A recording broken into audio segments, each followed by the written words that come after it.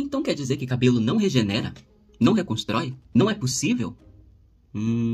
Acho que não. Oi, eu sou o Walter, eu sou cabeleireiro e eu estudo cosmetologia. E hoje eu vim aqui falar de onde surgiu essa radicalidade de falar que cabelo não regenera, não reconstrói, ou não tem mais nenhuma função depois que você danifica ele. E afirmando essa afirmativa que muitos cabeleireiros repetem, sim, cabelo não se auto-regenera. Mas não significa que ele não é passível de reconstrução ou regeneração, seja lá como você queira chamar, através de reações químicas. Porque eu não sei se você sabe, mas nós utilizamos cosméticos que são feitos de reações químicas.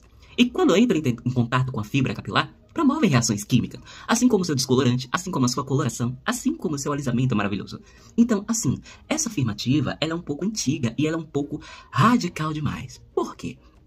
Quando a gente começa a estudar profundamente a estrutura interna do fio de cabelo, como ele é composto, nós descobrimos que ele é feito de matéria biológica. Matéria biológica é essa que possui ligações disponíveis, que são chamadas de aminoácidos.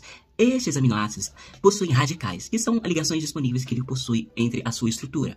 Alguns 2, alguns 3, alguns têm muitas, depende. Cada tipo de aminoácido tem uma quantidade X de ligações disponíveis, e é através dessas ligações que a gente consegue promover reações como alisar seu cabelo, descolorir seu cabelo, colorir seu cabelo e até uma simples escova de cabelo. É por isso que a gente consegue alterar a forma do cabelo, seja temporariamente ou seja permanentemente, através de um processo de reação química um pouco mais forte, né? Ou seja, essa afirmativa de que o cabelo não se regenera, isso vem um pouco muito da estética. Por quê?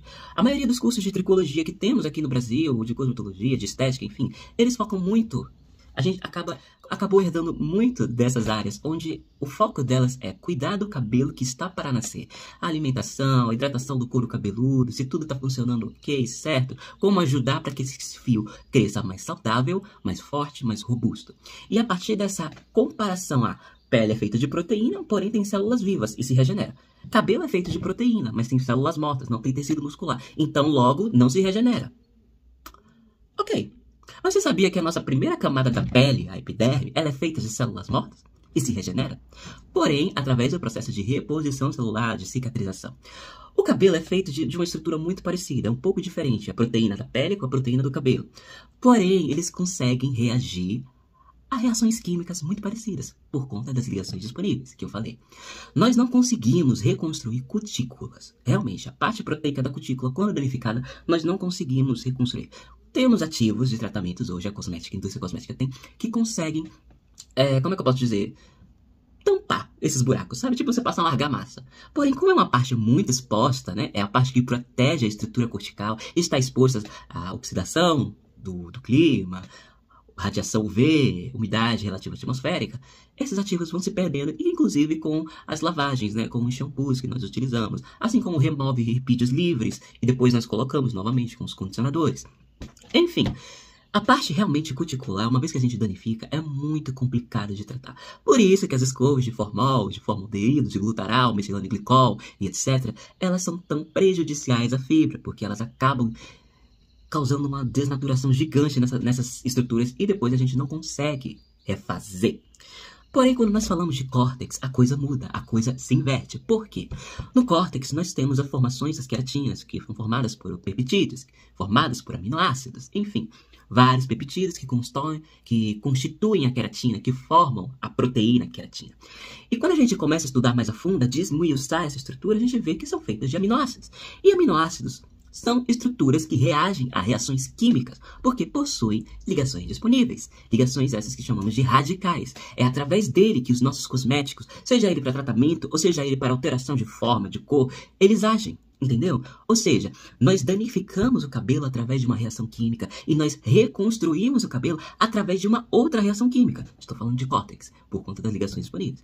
E isso tem uma série de estudos que mostram até... Tem um trabalho, que eu vou deixar aqui o link depois, tá? Pra vocês verem. Onde eles mostram, eu vou deixar até aqui uma imagem, se eu conseguir colocar, que eu não sei muito mexer no TikTok, mas eu vou deixar. Que mostra aqui um cabelo que passou por um processo de ácido glioxílico 3 vezes. Quando teve, ele se torna mais resistente. A gente acha que o cabelo fica mais frágil, mas é o contrário.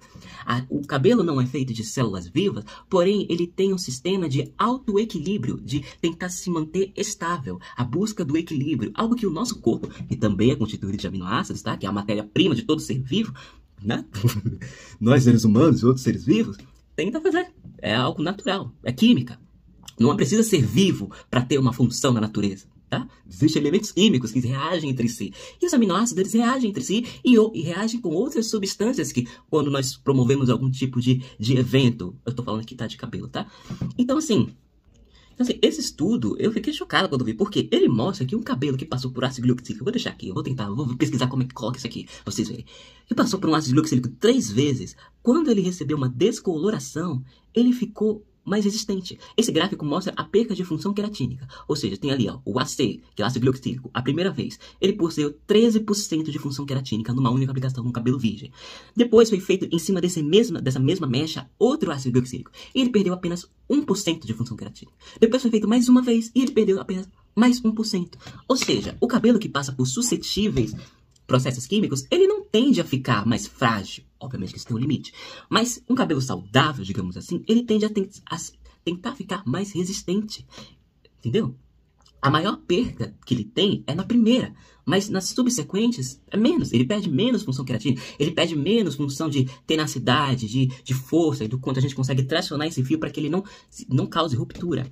E aí que vem o interessante. Quando eu vejo esse outro gráfico aqui, ele mostra que o cabelo que foi descolorido, ele ganhou exatamente 13% de função queratínica. Ou seja, a força, a tenacidade dele voltou a ser aquilo que era antes dele fazer 3 ácidos glicoxílicos consecutivos. E aí, gente, como é que vocês vão me dizer que cabelo não se reconstrói? Que cabelo é impossível de se reconstruir? Não faz sentido nenhum isso. Eu nunca entendi. Gente, a indústria cosmética, ela investe muito dinheiro. É muito dinheiro para poder pesquisar, para conseguir fazer isso aqui.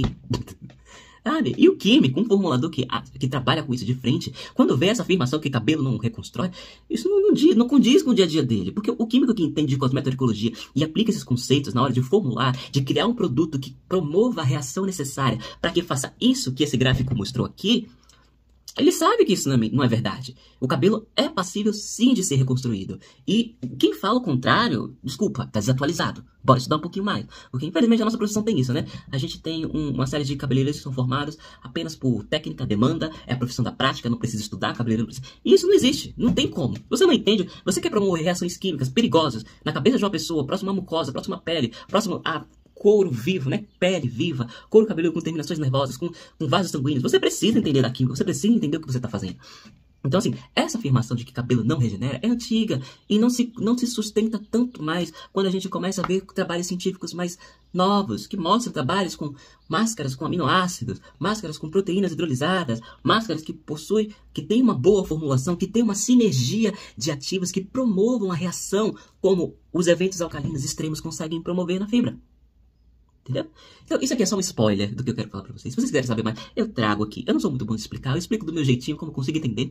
Eu tenho que estudar muito, porque realmente é uma profissão que me deu muita dor de cabeça. Eu entrei achando que era muito simples, mas não é tão simples. Quando eu comecei a ver que tem nos centros técnicos hoje cabeleireiros de 50 anos de carreira e cabeleireiros iniciantes no mesmo centro técnico, com as mesmas dúvidas, eu comecei a pensar, pô, tem alguma coisa errada aqui. Tem alguma coisa de muito estranha aqui que não tá muito certo. E aí eu fui atrás, fui tentar entender o mínimo possível de como é que isso aqui acontece, né? Pra pelo menos ter o mínimo de dignidade pra conseguir, né? Porque, assim, eu levo muito a sério o dinheiro da minha cliente, gente. Quando ela senta na minha cadeira, eu fico muito nervoso, porque eu realmente tento me doar e o máximo pra conseguir entregar o que ela quer no cabelo, né? Sem danificar tanto o cabelo, entregando o cabelo, suprindo as expectativas dela mesmo. Enfim, é sobre isso. E é isso. Desabafei.